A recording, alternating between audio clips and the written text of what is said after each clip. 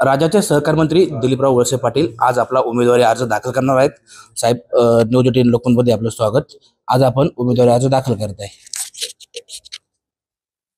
हो, पक्षाने आता मला तिकीट जाहीर केलेलं आहे, त्यामुळे मी आज माझ्या सगळ्या सहकाऱ्यांसह उमेदवारी अर्ज दाखल करणार आहे. महाविकास आघाडीचा जागा वाटपाचा फॉर्म्युला जवळपास ठरला आहे, मात्र महायुतीचा तिढा अजून सुटत नाही. नक्की कशावरती अडले, काय अपेक्षा आहेत घटक पक्षाच्या?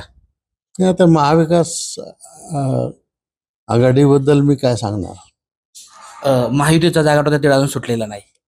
महायुतीचा जागा वाटपचा प्रश्न सुटेल, त्याच्यात काही अडचण नाही. थोडीफार खिचाताणी असते, परंतु थोडा विलंब लागलेला आहे, तो तिढा सुटेल. साहेब, खरं तर ही आपली सलग 8वी निवडणूक आहे, मात्र ही अशी पहिली निवडणूक आहे की ज्या निवडणुकीमध्ये आपल्याला आदरणीय पवार साहेबांची साथ नाहीये. असं आहे, मी आता नॉमिनेशन भरतो आहे. जनता जनार्दन मतदान करणार आहे आणि जनता जनार्दन मतदान करून मला विजयी करेल याची मला खात्री आहे. साहेब, कोणता महत्वाचा मुद्दा राहील की ज्या मुद्द्यावरती आपण ही निवडणूक लढत आहात? मतदारसंघातल्या पाण्याचे काही प्रकल्प अपूर्ण राहिलेले आहेत, त्या प्रश्नांच्याकडे मी विशेष लक्ष देणार.